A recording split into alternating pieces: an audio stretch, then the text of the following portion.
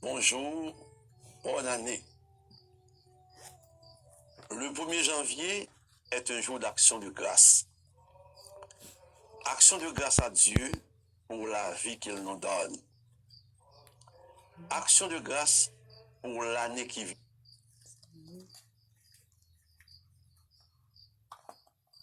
vient de s'écouler.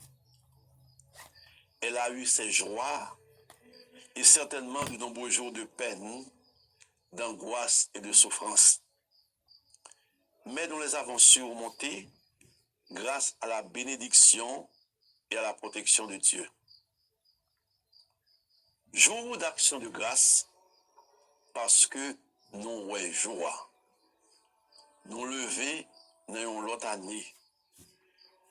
Jean nous connaît chanter avec soleil qui tourne levé, petit bon Dieu rassemblé.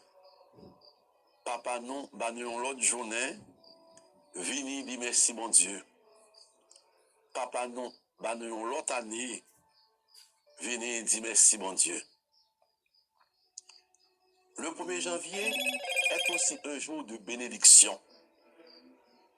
Nous implorons la bénédiction de Dieu sur nous, sur nos familles, sur notre pays, pour que l'année soit bonne, fructueuse et pacifique. Et justement, l'Église a retenu pour première lecture de ce jour la plus solennelle des bénédictions de l'Ancien Testament. Que le Seigneur te bénisse et te garde. Que le Seigneur tourne vers toi son visage, qu'il t'apporte la paix. Cette bénédiction s'adresse à l'Église, à tous les hommes et femmes de bonne volonté et à chacun de nous. Quelles que soient les joies, les épreuves qui surviendront cette année, la bénédiction de Dieu descendra sur nous en son Fils, né d'une femme. Jour de bénédiction, jour d'action de grâce avec la Vierge Marie, la bénie de Dieu. L'Esprit a totalement sanctifié Marie. Il l'a totalement ajustée à sa vocation. Et l'Évangile nous donne de contempler en elle l'humble servante du Seigneur qui a mis au monde le Sauveur. Aussi, ce jour qui clôt l'octave de Noël, le 8e jour, est-il la solennité de Sainte Marie, Mère de Dieu, la Théotokos. C'est la plus ancienne fête mariale. Frères et sœurs bien-aimés, l'année 2023 s'est terminée de la même façon qu'elle avait commencé. La violence persiste. Les enlèvements et les assassinats se poursuivent. Plusieurs quartiers de Port-au-Prince et des communes du département de l'Artibonite, notamment Petite-Rivière et Liancourt, échappent au contrôle de la force publique et mettent à mal le principe de l'indivisibilité du territoire. La crise sociopolitique perdure. L'indifférence et l'intransigeance bloquent toute perspective de solution.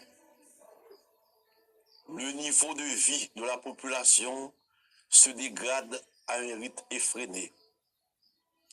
L'avenir du pays est hypothéqué. Un mal profond semble ronger notre société. Celui d'avoir perdu l'espoir et la volonté collective de venir à bout de ce qui fait notre malheur. Il est urgent de retrouver cet élan qui semblait animer un grand nombre pour que les choses changent. Hommes et femmes compétents, honnêtes, soucieux du bien commun, ne vous dérobez pas à votre mission. Dieu vous invite à relever la tête, à trouver un surcroît d'âme, de générosité, d'abnégation. Refusons toute forme d'exclusion. recommençons à penser pays, celui-là même qui nous a vu naître, grandir, et que nous avons le devoir d'aimer et de servir.